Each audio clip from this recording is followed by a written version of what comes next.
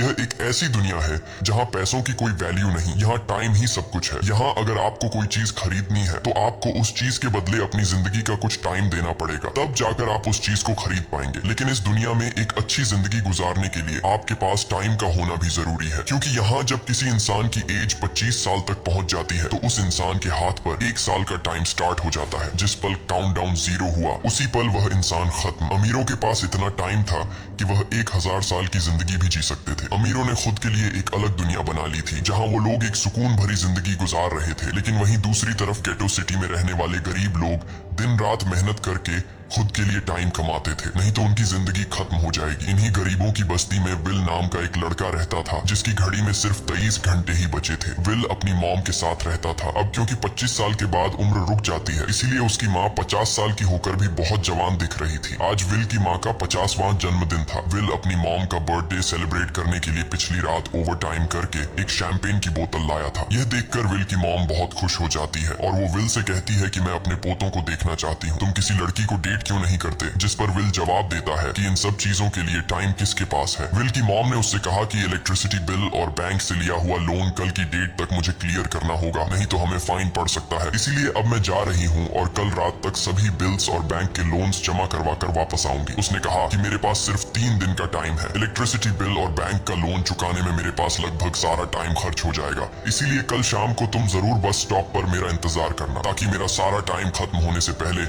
मैं तुमसे कुछ टाइम ले सकूं। इस पर विल ने कहा ठीक है, मैं टाइम पर पहुंच जाऊंगा। जाने से पहले विल की माँ विल के हाथ को छूकर उसकी बॉडी में 30 मिनट ट्रांसफर करती है ताकि विल अच्छा नाश्ता खरीद कर खा सके। इसके बाद दोनों अपने अपने काम पर निकल गए। रास्ते में विल के पास एक छोटी बच्ची आती है। वो विल को एक कैप्सूल देकर विल से उसका थोड़ा सा टाइम मांगती है। विल मुस्कुराते हुए उस छोटी बच्ची को कैप्सूल में अपनी जिंदगी का 5 मिनट का टाइम दे देता है और वह चली जाती है। यहाँ हमें पता चलता है कि यह लोग अपने टाइम को एक कैप्सूल में स्टोर भी कर सकते हैं, जिससे यह लोग कभी भी यूज और ट्रांसफर कर सकते हैं। इसके बाद विल काम के लिए फैक्ट्री पहुंच जाता है। काम शुरू करने से पहले वह कॉफी लेने जाता है, लेकिन वहां वह देखता है कि हर एक चीज का दाम डबल हो गया है। जहां पहले कॉफी 2 मिनट की मिलती थी, अब उसका प्राइस डबल होकर 4 मिनट हो चुका है। यहाँ पर कभी भी किसी चीज का भी दाम बढ़ा दिया जाता है बिना किसी अनाउंसमेंट के। ये बात विल को बहुत बुरी लगती है। मजबूरी में विल ने भी कॉफी के लिए अपनी जिंदगी के 4 मिनट पे किए और काम पर लग गया। दिन भर के काम के बाद रात के वक्त विल अपने दोस्त के साथ एक बार में जाता है। विल का दोस्त एक नंबर का शराबी था। वह हर वक्त शराब के नशे में टली रहता। विल का दोस्त विल को इशारे में बताता है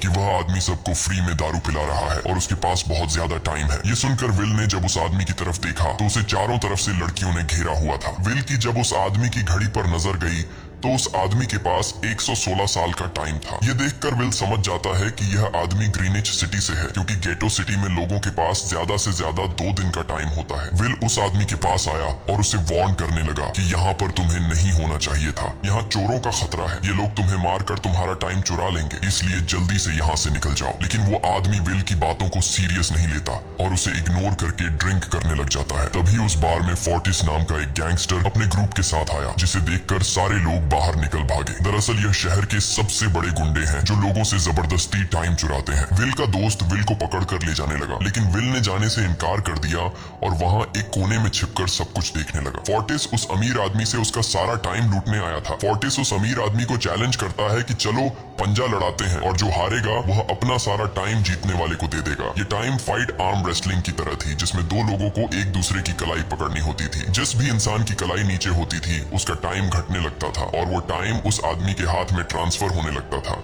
जिसकी कलाई ऊपर होती थी। इस तरह जीतने वाला इंसान सारा टाइम उस दूसरे आदमी से अपनी बॉडी में स्टोर करके उसे मार देता। फोर्टिस उस आदमी से कहता है क्या तुम इसके लिए तैयार हो? इस पर उस अमीर आदमी ने कहा कि मैंने बहुत ज्यादा ड्रिंक की हुई है, इसलिए मुझे कुछ टाइम चाहिए, उसके बाद मैं तुम्हारे चैलेंज के लिए तैयार हूँ। फोर्टिस कहता है कि ठीक है, ये तुम्हारी आखिरी ख्वाहिश है, जाओ मैं तुम्हें तैयार होने के लिए कुछ मिनट देता हूँ। फोर्टिस उसके साथ अपना एक आदमी भी भेज देता है ताकि यह भाग न सके। वो अमीर आदमी बाथरूम में आकर बहुत ज्यादा उल्टियां करने लग जाता है क्योंकि उसे काफी चढ़ गई थी। इसलिए अगर वो इस हालत में फोर्टिस से पंजा लड़ता तो इस अमीर आदमी का हारना कंफर्म था। तभी विल वहां पर आ जाता है। वो फोर्टिस के आदमी को मारकर उस अमीर आदमी को अपने साथ उस जगह से बाहर निकाल लेता है और उसे फोर्टिस से बचाकर एक सेफ जगह पे ले आया। विल ने उस अमीर आदमी से कहा कि मैंने तुमसे कहा भी कि तुम्हारी जान को खतरा है, तुम जानबूझकर अपना टाइम क्यों बर्बाद कर रहे हो। वो आदमी विल को अपना नाम हेनरी बताता है और वो विल से पूछता है कि तुम्हारी उम्र कितनी है। विल ने बताया 28 साल। हेनरी ने कहा मेरी उम्र 105 साल है और अब मैं जिंदगी से थक चुका हूँ। मैंने अपनी लाइफ में हर एक चीज का मजा लिया है और अब मुझे इस जिंदगी की जरूरत नहीं है, मैं जीना नहीं चाहता। ये सुनकर विल ने हैरानी से पूछा आखिर तुम कहना क्या चाहते हो। इस पर हेनरी ने कहा लगता है तुम अब तक हकीकत से अनजान हो। क्या तुमने कभी सोचा है कि इस दुनिया में अलग अलग टाइम जोन्स क्यों बनाए गए हैं। आखिर क्यों तुम्हारे टाइम जोन गेटो में किसी भी वक्त चीजों के दाम और टैक्स बढ़ा दिए जाते हैं। दरअसल महंगाई जानबूझकर बढ़ा दी जाती है ताकि गरीब लोग मरते रहें और उनकी मौत का फायदा ग्रीनविच टाइम जोन के अमीर लोगों को होता रहे। असल में ये सारा सिस्टम उन्हीं का बनाया हुआ है। जरा सोचो वहाँ ग्रीनविच टाइम जोन में लोगों के पास जीने के लिए हजारों साल है, लेकिन यहाँ गेटो में तुम लोग हर रोज जीने के लिए मेहनत मजदूरी करते हो।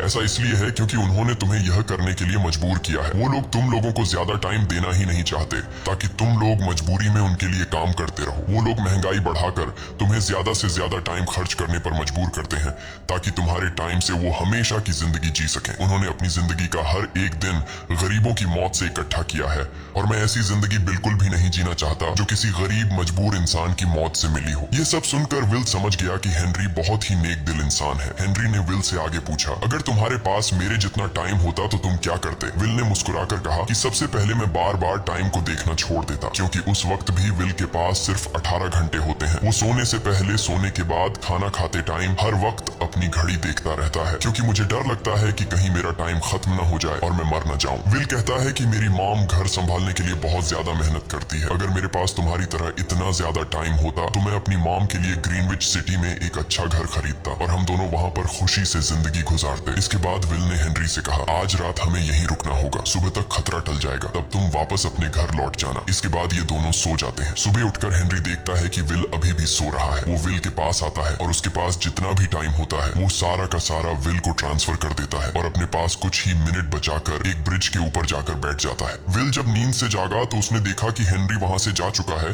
तभी हमेशा की तरह नींद से जागने के बाद विल ने अपनी घड़ी में नजर डाली। विल की घड़ी में 116 साल ऐड हो चुके थे। यह देखकर उसकी आंखें खुली की खुली रह गईं। उसे लगा कि वो अभी भी नींद में है और सपना देख रहा है। इसी दौरान विल की नजर विंडो पर पड़ी जिस पर लिखा था मेरा टाइम बर्बाद मत करना। वो समझ जाता है कि हेनरी ने मुझे अपना सारा समय दे दिया है। तभी विल ने हेनरी को दूर एक ब्रिज के किनारे पर बैठे देखा। विल जल्दी से हेनरी की तरफ भागा, लेकिन अब बहुत देर हो चुकी थी क्योंकि हेनरी के पास अब बस कुछ ही सेकंड्स बचे थे और थोड़ी देर बाद वो एक झटके से मरकर ब्रिज से नीचे पानी में गिर गया। विल को हेनरी की मौत का बहुत ज्यादा दुख होता है।